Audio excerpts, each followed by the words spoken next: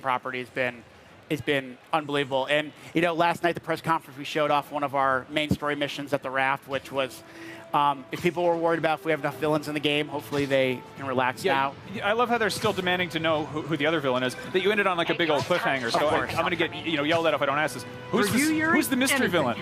You'll find out on September 7th. Right, fair enough. And we actually have more villains than that, so there's even more to go. But I think a big thing for a lot of people is, well, it's really great to see all of all those villains and see the main story, but like, can I just be Spider-Man swinging through New York City? So we decided, well, one demo wasn't enough. We're going to bring 2 demos to E3, and Adam is right now playing through our open world demo, which right now he's in a little bit of a combat tutorial that we put together, and just like you would expect from a great Spider-Man experience, you can pretty much, in between missions, activities, you can just explore the city and swing around, do optional crimes, a bunch of different quests, a bunch of different open world activities, many of which are rooted in Marvel lore, and experience being what's great about being Spider-Man. So we want to make sure we deliver on that. Now, obviously, the combat is a huge focus here. There's plenty of things people could compare it to, but there's a lot of aerial stuff and a lot of juggling. Yeah, I mean, to the question that everybody wants to ask, yes, we played Arkham, and we love those games. We would be foolish not to play those, but we've played a lot of different third-person action games. I mean, I'm a big Devil May Cry fan. I think the DMC was great, and to see Devil May Cry 5 announced was pretty awesome. But we wanted to make sure that we played up not only what makes Spider-Man awesome, which is the acrobatics, the webs, the environment action, but also a lot of people have been saying, well, we want to also feel like an Insomniac game. So we've added a lot of gadgets, suit powers, suit modifications. So, really taking what makes a great Spider-Man experience, but also games that we've made in the past, Ratchet, Resistance, and kind of bringing those two together. And that's what we thought we'd be a really good fit to make it work on a Spider-Man game. Nice. Obviously, you kind of revealed it with that big, huge helicopter chase last year. A lot of people, were really impressed by it, but I know there was concern that some of the sort of set pieces stuff didn't really read like an open world, and I think there was some concern with the raft stuff, but clearly this is an open world. Yeah, I mean, there are everything, like that mission that we showed last E3 was in New York City. Actually, I think part of it actually went through this area. But it's very much, it's easily our biggest open world. It's several times larger than Sunset Overdrive. Obviously, one thing about building a superhero experience, you want to once in a while have those big spectacle moments. So obviously, the helicopter chase was one of them. The raft was another. But we'll have some interiors. We'll have some moments where you're swinging through the city, kind of getting to different points. So we'd be foolish not to take advantage of what makes Spider-Man awesome, right? And to build out that big open world and to let you swing around and explore, it's a must-have. Now, could you talk a little bit about sort of the mission structure and how the story will unfold? Sure. So, actually, the game starts. So, in our world, this is our own Spider-Man universe. It's not based on any of the on the movies or any particular comic story. We just want to take the DNA of the character and put our own twist on it. So, in our universe, Peter's been Spider-Man for 8 years now, and actually opens up with him taking down Wilson Fisk, a.k.a. the Kingpin. And in our universe, Wilson Fisk has been the big bad. And in the first mission, you actually take down the Kingpin, and Peter thinks everything's gonna be great. He's got a job that he loves, he's a scientist.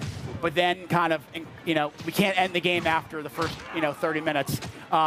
Things unravel. We meet Martin Lee, aka Mr. Negative, and things only get bigger and badder since then. Obviously, what you saw the moment in the raft, where all these guys he's locked over the earth: Vulture, Electro, Rhino.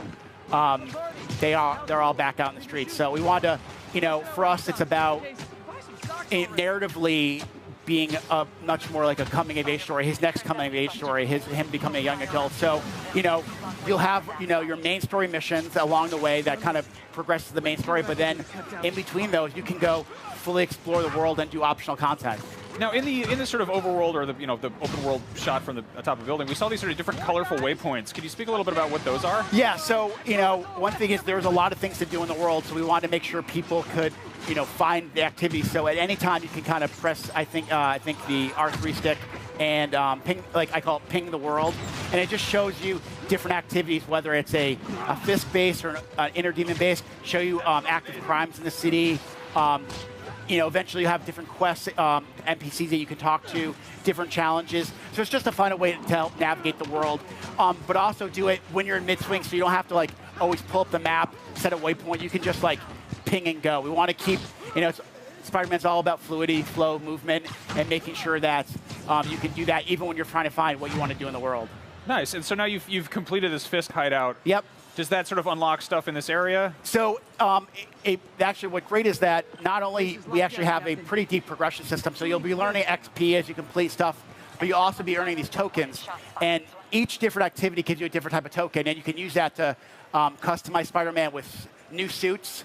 New suits come with powers that you can like basically interchange. So he has, Adam has the Web Blossom currently. So he could actually take that and modify it, put another suit power in there, but also suit modifications that can stay on your character. So everything you do optional can allow you to customize your Spider-Man. We want you to be the Spider-Man you want to be. Is there an in-story explanation for how he's getting these powers now, even though he's like been doing this for 8 years, or is it just a video game still? It's a little bit, I won't say I'm not going to play the video game card too much, but you earn XP, or you level up, and you earn a skill. But obviously, all the optional content is giving you these different currency that you can do to kind of customize. And we wanted to play up that Pete could, create his new tech. So actually, in addition, you can actually even create new gadgets and then spend a currency to actually upgrade the gadgets to have new abilities. All right. So obviously, traversal's huge here, and it's one of those things. Like there's the Spider-Man 2 game for PlayStation 2. Like everyone loves that game. Yes, they do. It was just they got the swinging right. And then, I don't know, Spider-Man games are almost sort of hit or miss since then, but the swinging is the thing you have to get right. Yeah. I know that with God of War recently, they talked about how much time they spent getting the axe to feel good. How much time did you guys spend working on just the basic traversal as Spider-Man? It was literally the first thing we worked on. I mean, when it was a really ugly Spider-Man model in a gray world, we were getting, I think within the first month, we had 2 decisions. 1, it won't be an origin story. And 2, those webs better attach to buildings. And that the traversal team hit the ground running. The thing we want to do is,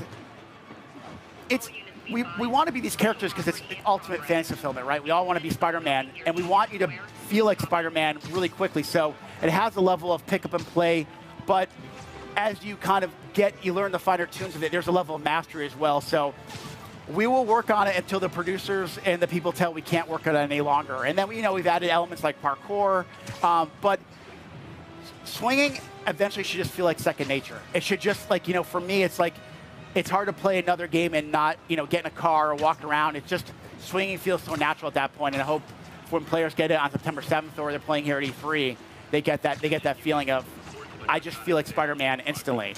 I mean, it's hypnotic. Like, this is the kind of thing where you're not even going to do the mission. I actually call it therapeutic. Like, there'll be times where I'm at the office and there'll be a late night of, we've been at meetings all day, and it's kind of like, want to relax. And I'll just catch myself floating into the game and swinging around for 15, 20 minutes and just kind of, see how fast I can go, see how fast I can get from one area of the city to the next. We actually have fast travel in the game where you can actually go down the subway. I love that. But I can tell you, I don't think I've done it like in a month because it's just so were much fun. Almost offended. They're like, why would you take the subway, Spider-Man? You're Spider-Man. Oh, I think part of it is just, again, to have a little fun with it, with our little vignettes that we have, but also just, I think it just shows you how much fun traversal is when you kind of, unfortunately, sometimes I forget we even have it because it's so much fun to swing around the city. Okay, so this whole thing right here, this is happening just so actually what happened was Adam went into an alley and he saw a drug deal going on. And what happened was, sometimes you can just take the drug deal down and they will, you can take them down. Sometimes they'll panic and they'll realize, well, we have no chance for Spider-Man. And if there's a car nearby, they'll hop in the car and it becomes a car chase. So we have things happen dynamically a bunch. And there are different objectives to kind of. Yep. Yeah, and actually each crime has like objectives and sub-objectives, so you can earn bonus currency for customization. As you progress in the game, further you go in the story, not only will the look of the city change, but also the crimes will get much more dangerous. So we really want as you progress in the story, we want the world and the activities in the world to change with it. Right on. Now you've talked, speaking of points and currencies in the game, you said that there's no microtransactions here, but there are costumes, right? As I said, hell no, we don't have any microtransactions. we have a lot of suits. Obviously, we're showing off the white spider suit that Pete will make early on in the game. But we have a bunch of different suits. We showed off the Noir suit. We showed off Spider-Punk. Of course, we're big fans of Marvel movies, so we have the Infinity War suit in there. They all come with suit powers. And then we have even some that we're creating from scratch that people will be able to unlock. So, are there going to be some deep cuts in there for big dorks? I mean, hey, I guess I'm a big dork then, because we picked a lot of ones that I know we like from the comics, and there's some that are pretty unique and pretty. You're wearing special. like a classic Steve Ditko Spider-Man shirt. Of course. Is that Romita? Is that Ditko? Are we going to get like a classic Steve Ditko with the funny eyes? You actually start the game with the classic, like a classic version of the suit, and then it gets damaged up, and he has to, for reasons why you'll find out in the game how the white suit comes to be. Now, we've seen an awesome trend with Sony games of having just a gorgeous photo mode, and here's a game where you play as a guy who moonlights as a photographer. Will there be a photo mode in here? So, in our game, Pete has moved on from his Daily Bugle days, but we would be really, really dumb if we didn't have a photo mode with Peter Parker and Spider-Man. So we have a photo mode. We're going to show it off, I'm sure, before we ship, and we're pretty excited about it. A lot of the first-party games have some really epic, like I've been following all the God of War stuff. Oh, yeah. They're pretty awesome. Oh, yeah. And now I feel like it's like an internal competition from the first parties who can create the best photo mode. So